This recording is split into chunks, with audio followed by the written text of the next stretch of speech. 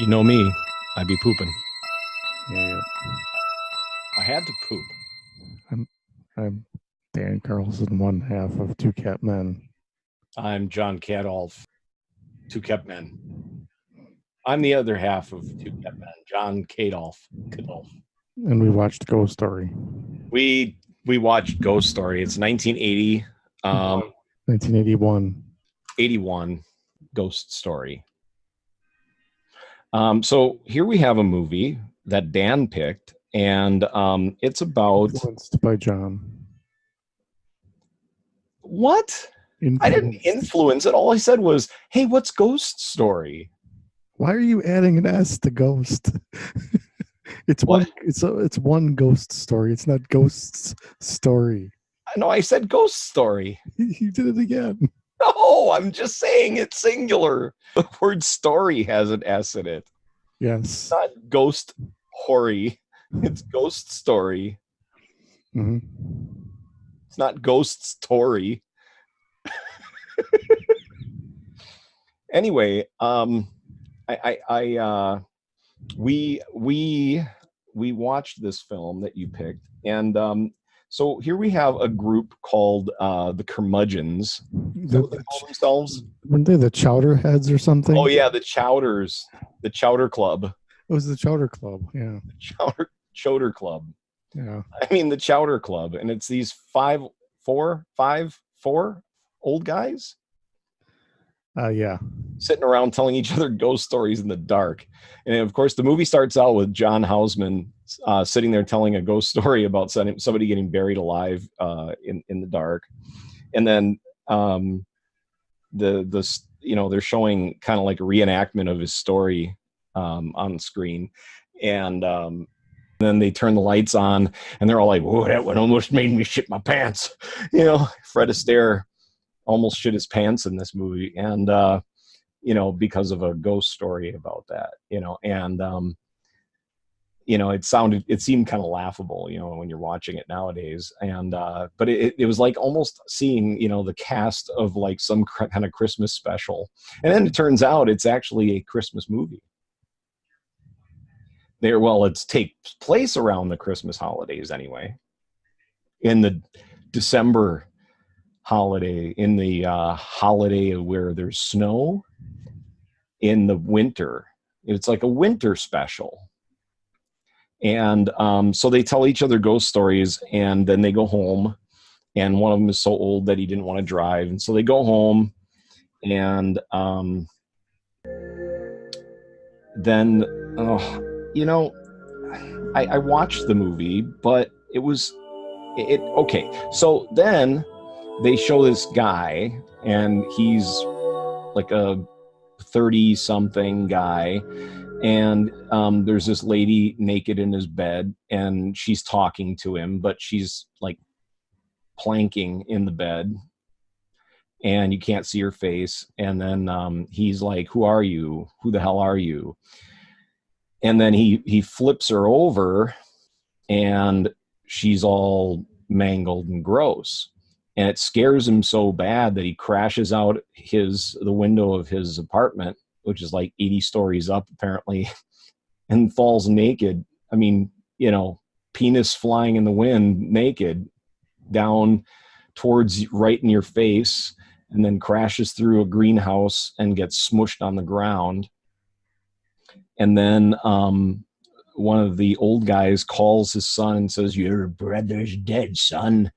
And then he shows up, and the father's waiting there for him and sees the bus pull up, and he even looks disappointed that the bus is there.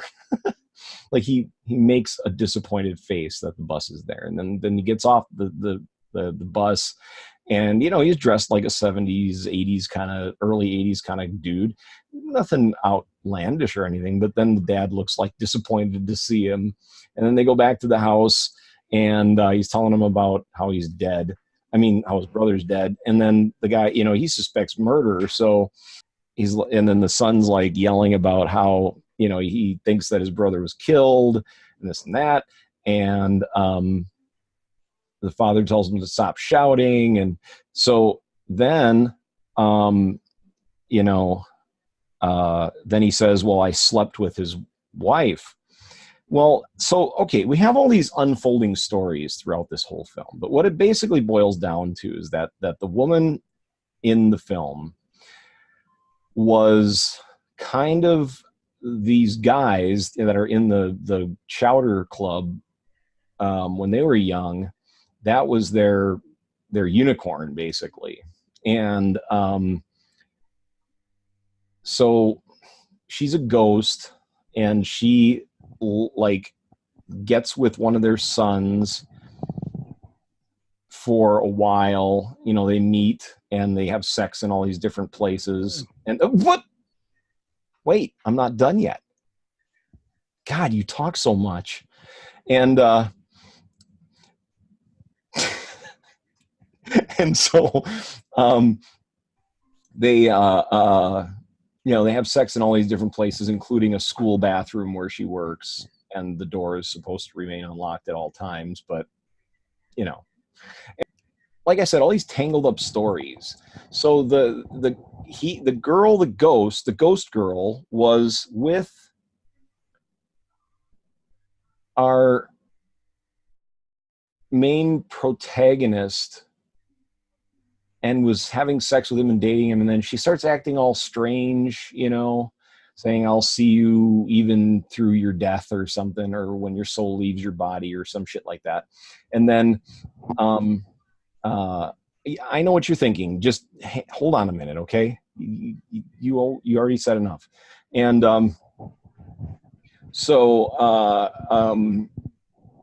the chick takes off and goes and gets with his brother in some other city, and he's like, dude, she's dangerous. There's something. Wait, hold on. There's something wrong with her. Get away from her. And he's like, I don't think you know her like I know her. And then they get married. And so that's what links the whole story of I slept with his wife. Oh, am I wrong? Oh, that's how that story links. Okay, well, so then you have to go way back in time to the time of Fred Astaire. And she was kind of, I think she was kind of their female or something. Like everybody wanted to dance with her, but she was actually with one of them, the guy's father, I believe. And anyway, so there was this one scene where they're all standing around. Just hang on.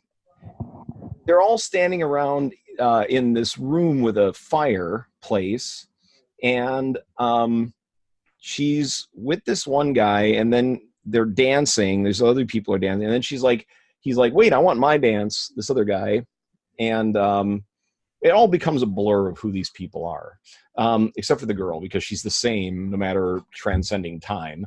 And so then she goes up and kisses one of the other guys, and then goes over and bites another guy's lip.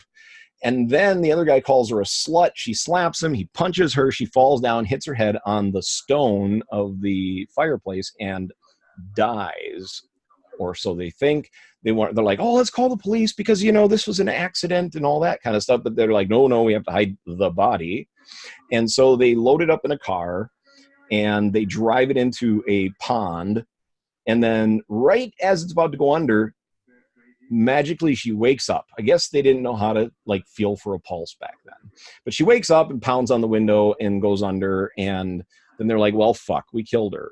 And the guy cries, very convincing cry there, you know, that when they were sitting there at night, you know, you thought the same thing, didn't you? I mean, it was a really convincing cry. I mean, you know, and they held each other like good friends do when they cry. And then the old guys were all kind of driving around, and John Houseman was driving for no reason through. Oh, he had a reason, but you know, okay. So first of all, there was a guy on a bridge, and one of the guys was on a bridge, and she shows up and goes and does the icky face thing, and he falls off the bridge and dies in the ice. And then John Houseman is driving around at some point. Oh, that's your cue to speak. Oh, never mind. Anyway, so then John Houseman is driving around in the snow, and she's standing in the middle of the road doing the bah face thing, and then he drives and hits a snowbank. But I don't think he dies right there, because then she's in the back seat and says, "Do you want to dance with me, baby?" And then he dies. And then I think there's only one person left at that point. But it's all such a blur. I don't even remember how the last part of the film goes. Oh, hey, yeah, Dan. I'm sorry. Yeah, go ahead. I'm sorry. I just got a little carried away.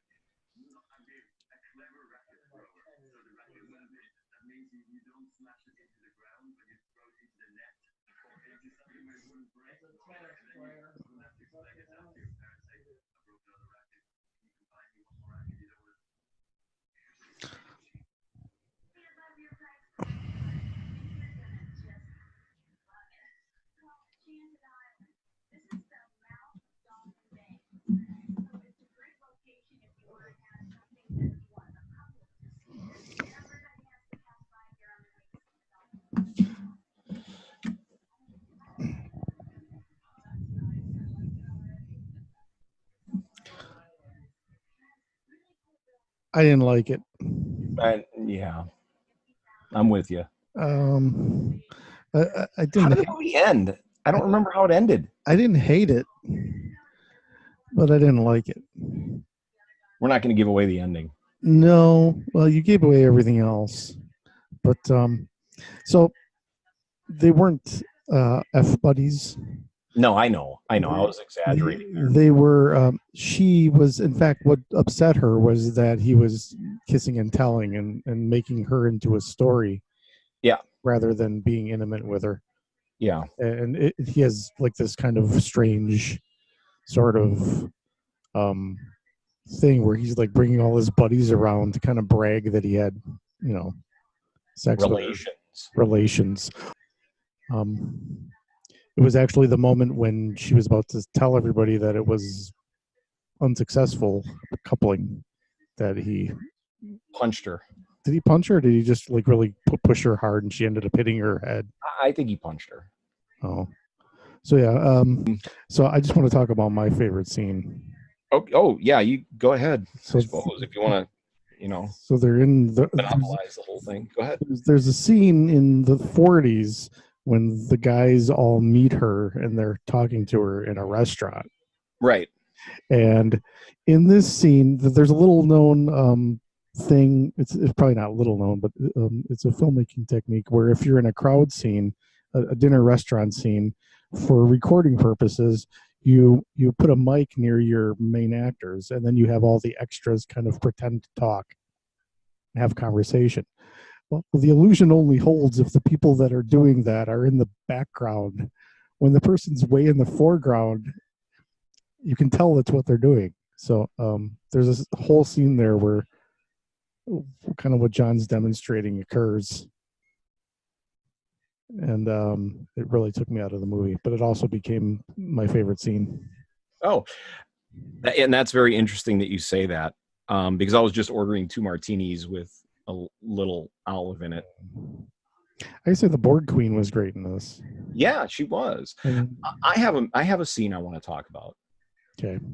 At the very beginning, when they're all after John Houseman tells his not scary story that almost made Fred Astaire shit his pants, they're all standing around talking about wearing ties and stuff like that, and they're all these old grumpy men, and they're like, one of these days, people are only going to wear ties to the weddings and funerals.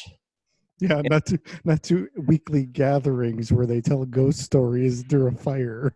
Play or eject. Oh, click that eject button. This is definitely, I wouldn't say definitely, but I'm going with eject. I mean, if you want to be entertained mildly by the beginning half of the movie and then get really bored as it gets dragged on, until there's like this really nice, sex scene with Alice Creed in it,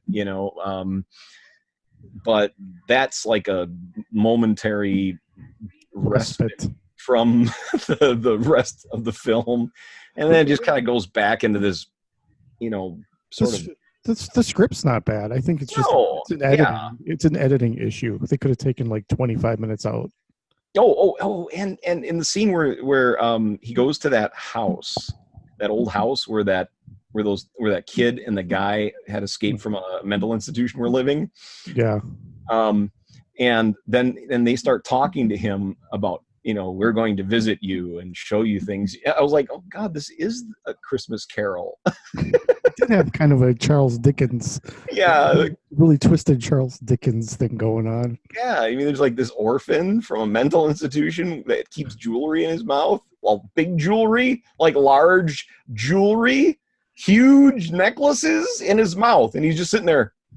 And then they're like, hey, he's like, get that thing. What's that thing? And then he's like a freaking magician. He's like, It's Oliver Twist meets David Copperfield meets The Exorcist. By the way, there's good makeup effects in this by Dick Smith, who did the effects in The Exorcist. Yeah, for all that we've said about this film, the special effects for the dead lady were actually really good, fairly horrifying. Yeah, she actually made the cover of Fangoria, I think, in 1981. I would say press eject. It's not a strong denunciation of the movie. It's got its charms. But it's not something that I would actually. Really worth sitting an hour and 50 minutes through. No, it's too long.